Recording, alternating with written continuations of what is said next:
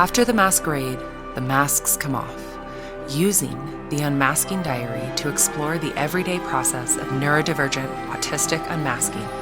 Author Natasha Stavros, PhD, speaks with licensed marriage and family therapist Sarah Liebman, diagnosed ADHD with special interest all things neurodiverse. Join us in this episode of Following the Threads as we explore social, psychological, and spiritual frameworks that empower resilience through change.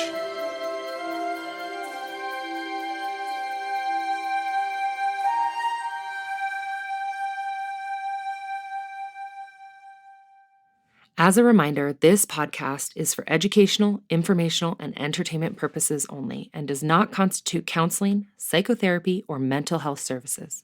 Listening to this podcast or communicating with the host and guests does not form a therapist-client relationship. The information here is not a substitute for professional advice, diagnosis, or treatment. Always seek the advice of your own mental health professional with any questions you may have regarding a mental health condition.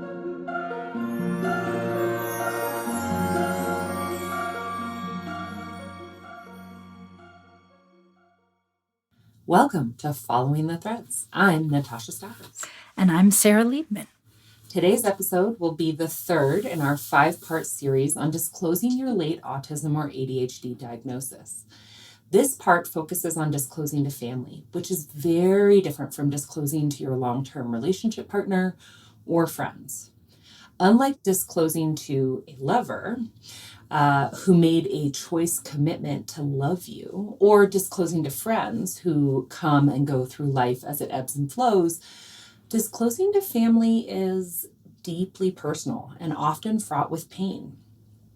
Before we dive in, we do want to acknowledge that we both come from white Eurocentric backgrounds, and that family, culture, and what some of the things that we talk about today mean, like cutting off, can really vary significantly across ethnic and cultural contexts.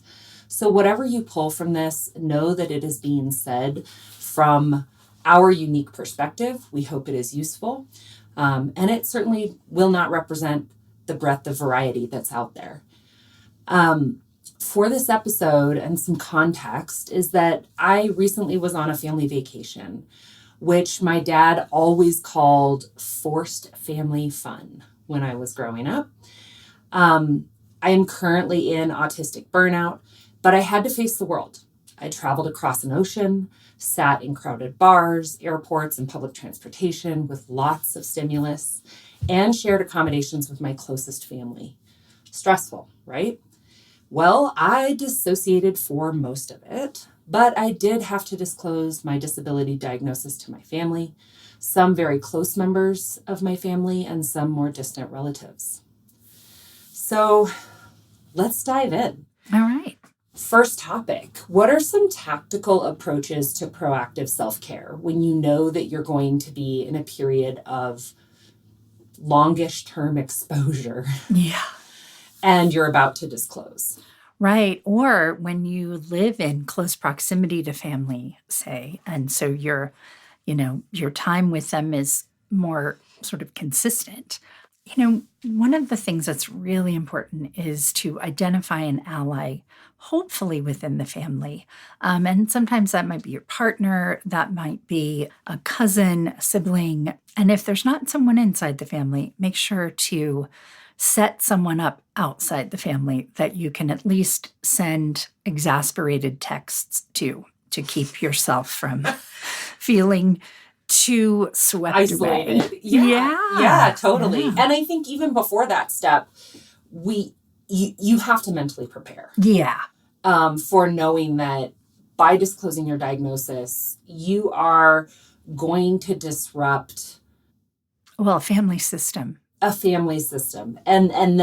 so you have to kind of mentally prepare for that. And so that you're not totally shocked by the stimulus and change of routine that may come as a result of you disclosing. Yeah. And sometimes it's the lack of reaction that also can feel so disappointing, right? So when you're preparing yourself, there can be, you probably know your family pretty well. Families are pretty predictable. So prepare with that in mind. Another great idea is to build in some de-stimulation time, or identify a place where you are that you can go and people aren't going to barge in. I guess that depends on your family boundaries. Bathrooms were never safe in my childhood growing up. Don't use a bathroom. But maybe it's a walk down the street, or Totally. a special tree in the yard that you go to sit under and get away from people. Exactly. Or I'm going to go take a nap, or whatever it is that, can signal that you're going to take a little time away. One thing that I think comes from mindfulness is really, as you're preparing, noticing like, when are the times? What does it feel like? What does my body feel like when I do feel at peace, or when I'm not in meltdown or shutdown?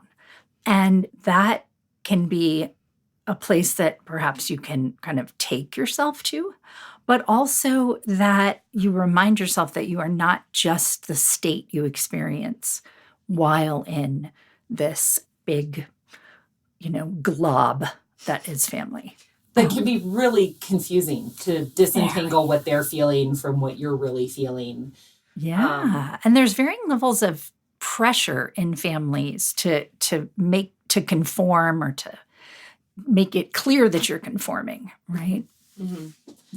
And something else I will say, so for me, in my situation, I don't live down the street from my family, so I am going to them. Yeah. And I want to recognize that, that in and of itself is pretty disruptive from my routines that I rely on to help me feel less stimulated from decision fatigue and different things like that. And so sometimes, like, if you're in a situation where you're going to go somewhere, you're going to disclose to family, it's not in your normal place. Yeah. It can be really helpful to also identify routines that you can transport. And I remember that when we were on our walk talking about this, you were like, oh yeah, I bring my own tea. Yeah. And if I can, honey, because I don't want any of that crap boiled honey, right? And so I have learned how to pack honey into TSA safe containers so that there is something that can start my day just right. And people, oh, I have tea. And I'm like, I don't care if you have tea. I'm going to have my tea.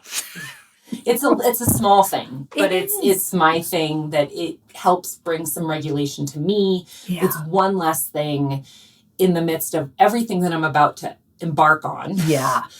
That I can turn back to. Yeah. Something else we had talked about was the permission to physically remove yourself. Yeah.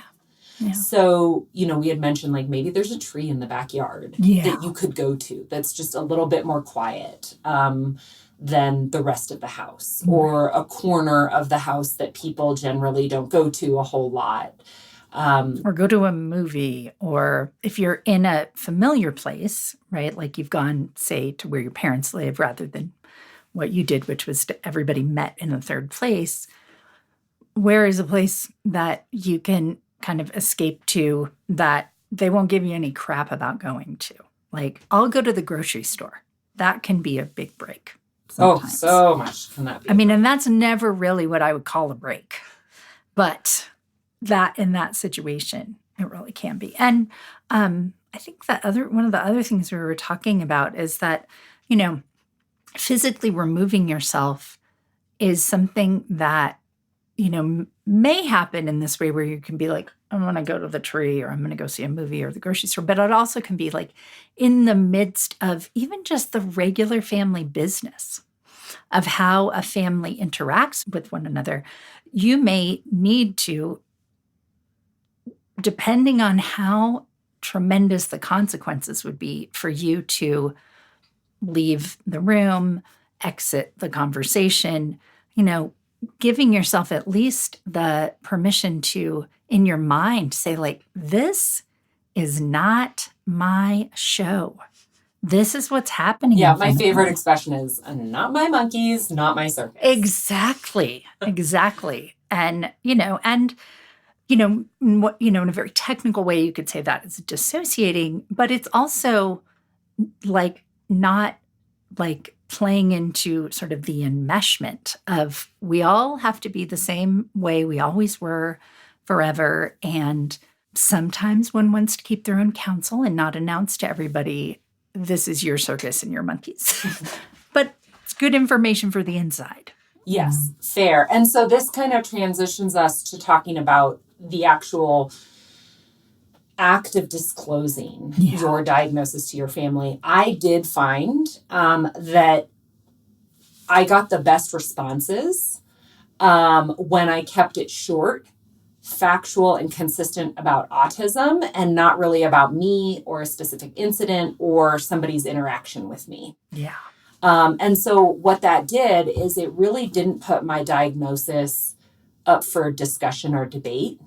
Not negotiation. There was no negotiation. No. It was just, well, autism has a poor working memory. Right. The research shows that there's a pruning that happens with neurotransmitters around the ages of 3 to 5, and this has an effect on that, right? That's a short fact that isn't really something that most people feel comfortable disputing. I guess if you're working with a neurobiologist in the family, maybe. But hopefully you're going to use a different word for them. Yeah, exactly. And so, you had mentioned earlier that a common response you had experienced was, and I actually experienced this too, was acknowledgement followed by quickly moving forward. Yeah, moving on, not forward, because forward for me would be like, we're going to talk about it. We're going to get on the train together. Oh, well, let's just put that back under the rug and, let's keep going. And sometimes that can be really disappointing. And other times it can be a relief, because at the very least, if people are all coming from a I'm not trying to have power and dominate place, they can come back to it. Or when you come back to it the next time you see them, they may have more sense of it. But it can also be really invalidating. Yeah. And so they could ignore you and ignore it, as if it was never a problem in the first place. Another thing that you can experience is what I call revert-ego. I love how it's sort of like vertigo too, because a person often feels very disoriented when it's happening, right? But it's that idea of when you go home, mom still treats you like the baby who is 4 years old, who spilled the hot boiling, water by accident by running into things clumsily or something, right? And I think one of the things we had talked about, is autism is heritable, and it has likely shaped multiple generations in your family. And you are already in a system that carries patterns of autism, and whether named or not, your patterns are their patterns. And so in family settings, it can be really hard to resist the tendency to revert to a prior relational role. Yeah. And the way that perhaps their autism had been treated by their parents. Right. To them. Right. And the way that they have accommodated their kind of unspoken, unknown, kind of contextualized way of being in the world. And a lot of times, especially this happens with fathers, well, he's just like that, or how men are, right? So there's all these different kind of intersections that are at play when you're not going to disclose something new. Mm-hmm. I know. And you had mentioned to me when we were talking about this, about the Bowen Family Systems concept. Oh, yes, of the family ego mass. And it's the kind of like I said earlier, the family glob, right? So the way that it's often explained is that, families that value, we're all going to be the same. And if anybody differentiates, that person gets attacked. Now, the attack can be exclusion, it can be derision, it can be a lot of different things. But when you are working on the process of differentiating yourself from this family glob anyway, without a specific neurodivergent diagnosis, that is already disruptive, right? But with this, the stakes are very high and are, what is the word for it? It's they're bidirectional, except for that as it's going in the other direction of like, and this is you too, Dad, in my case, who is like X, and that person is like, don't disrupt my view of myself. I'm good, right? I'm the parent. So the differentiation is, the thing that gives you the freedom to know yourself, but it's also something that can be like pointed to as the disruptive thing that you're doing. And we had talked about how dissociation and masking can, they are forms of self-preservation. Yeah. And that, it's not always harmful, sometimes necessary for survival. And I think that there's a lot of shame that comes with that, I was dissociated the whole time from a particular situation. You feel a lot of shame, like, well, I should have been present. I should have, but you may have been doing that as a form of self-preservation. And our brains don't always give us a choice. And, and in some ways that can be something one deals with a lot of in therapy, where it's like, okay, I no longer want to go on autopilot and dissociate. But there's also a way in which your brain is like, you know what? We're going to just tamp down the intensity of this to protect you. And, so we wouldn't want to be without it, that ability of our brains to do that. And yes, obviously it can become a controlling factor in how we live our lives. But just like masking, masking is something that everyone does, but what is the consequence of it? What is the cost? And what is the degree to which it doesn't just preserve the boundary of self, but rather creates a whole other self that feels way too distant from your known self. So when you disclose, there is something kind of powerful that can happen, independent of how they respond, right? Yeah. Because it's almost your own self-acknowledgement. And in this self-acknowledgement, I found that I was less inclined to participate and more resolved to not engage in old patterns. Yeah. So I think we had talked a little bit about gray rocking. Yeah. Maybe you can talk about that a little bit. Oh, yes. Of course, I'm going to probably do it wrong, but because everybody knows about it. That's true. Yeah.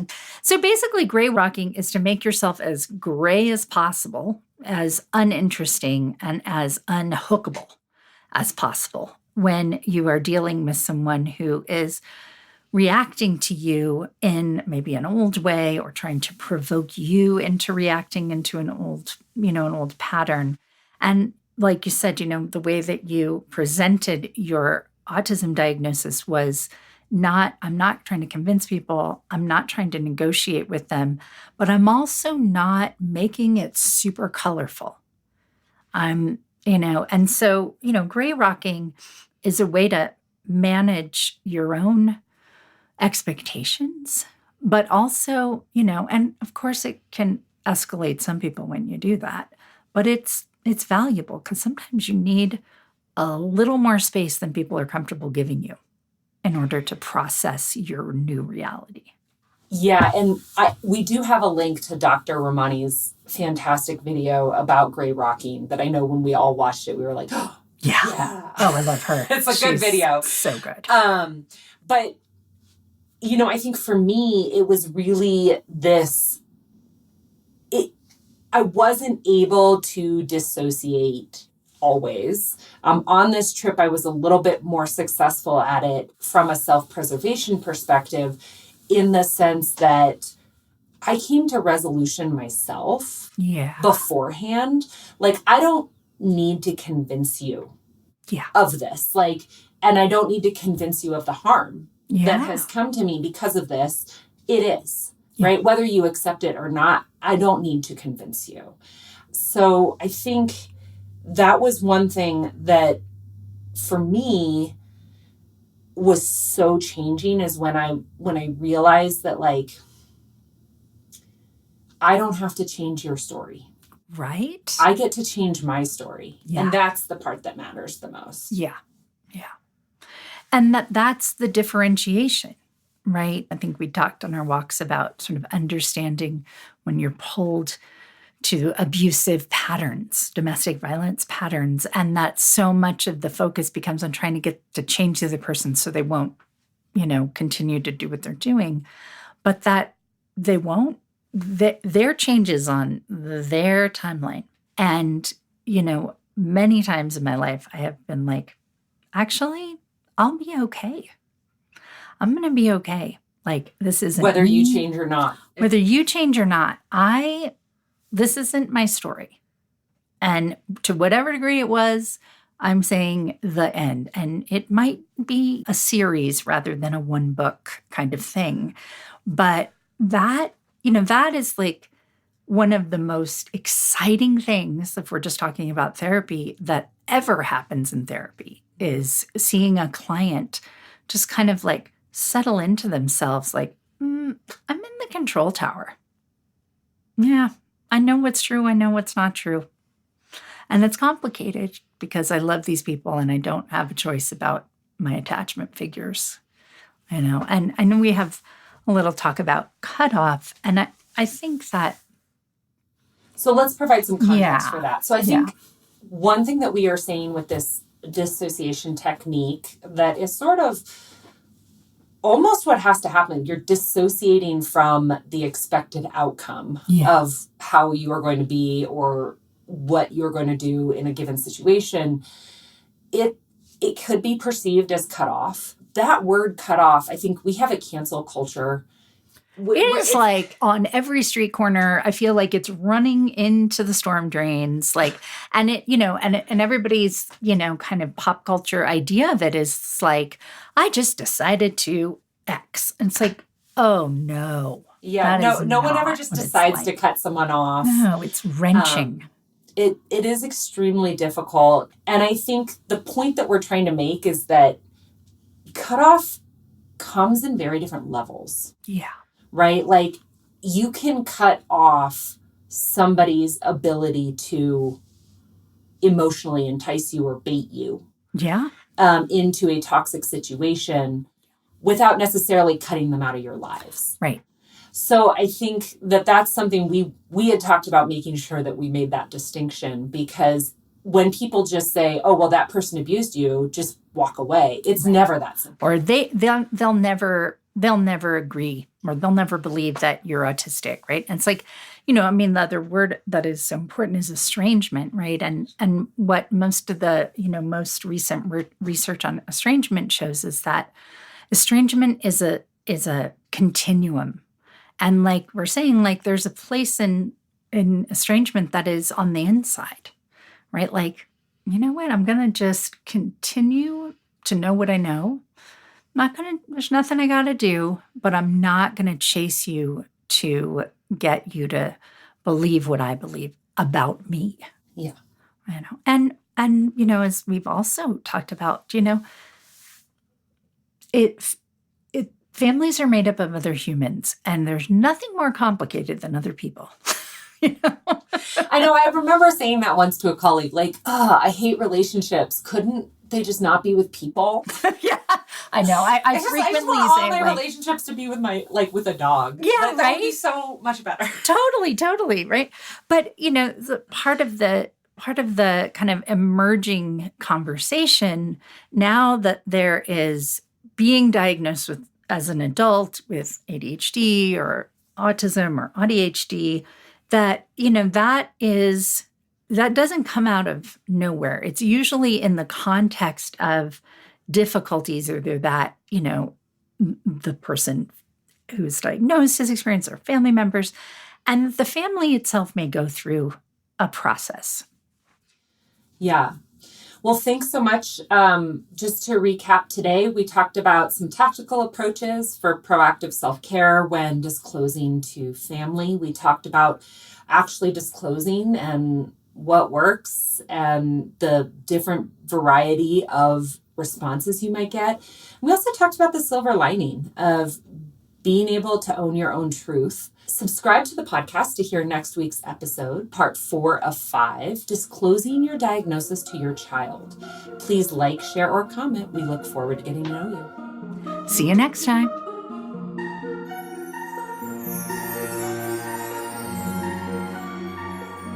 This episode of Following the Threads is inspired by The Unmasking Diary, snippets from the book After the Masquerade, a memoir by Natasha Stavros.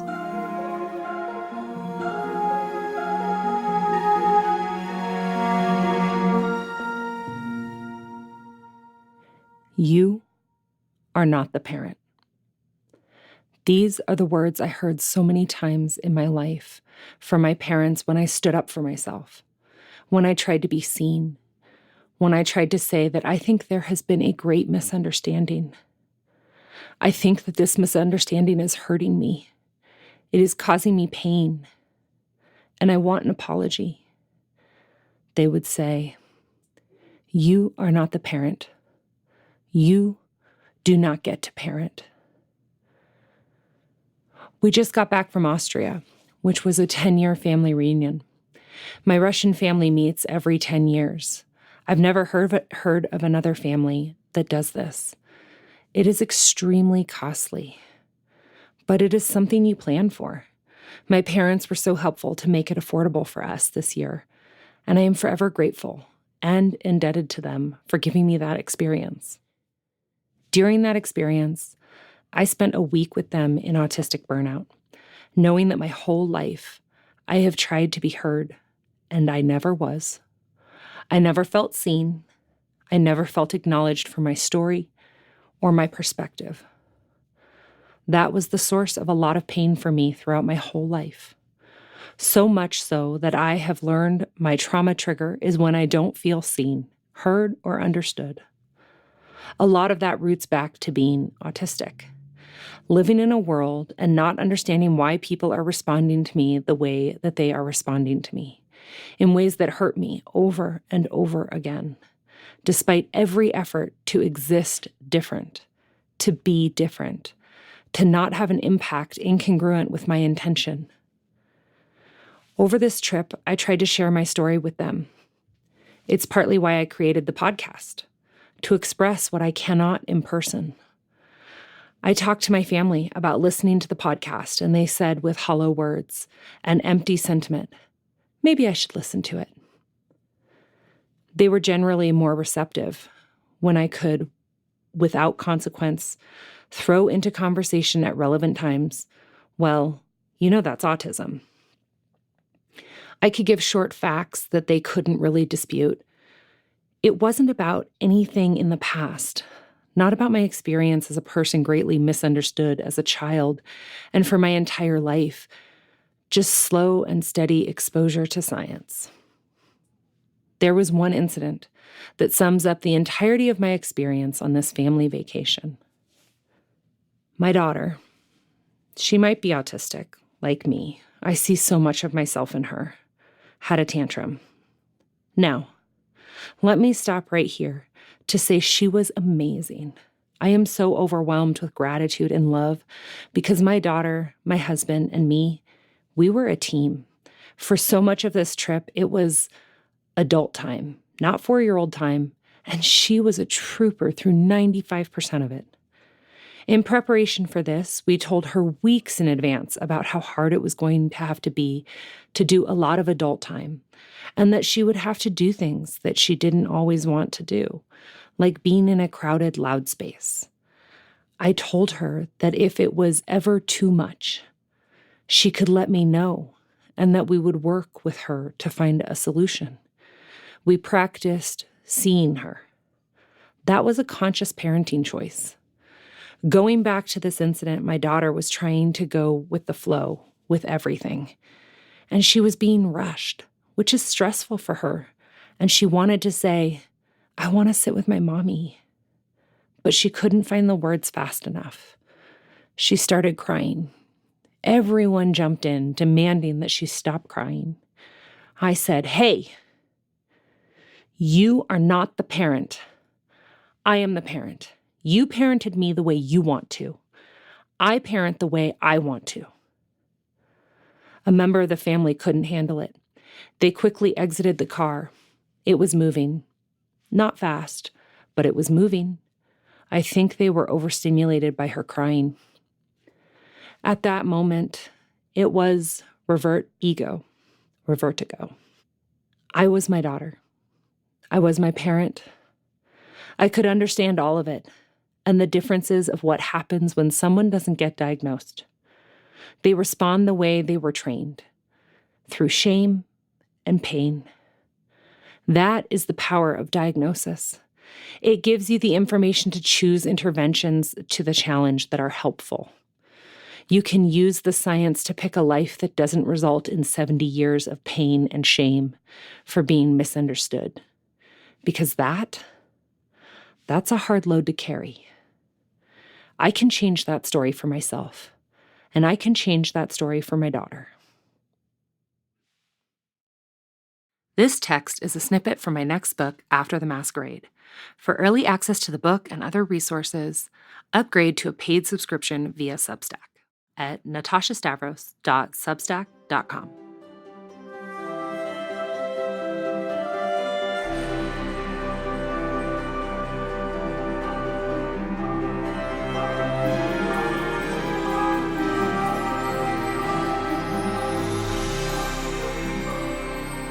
Thanks for joining us today on this episode of Following the Threads. I'm Natasha Stavros, co-host and executive producer, here with Sarah Liebman, co-host, Linda Highfield, director, and Noah Smith, audio engineer and composer.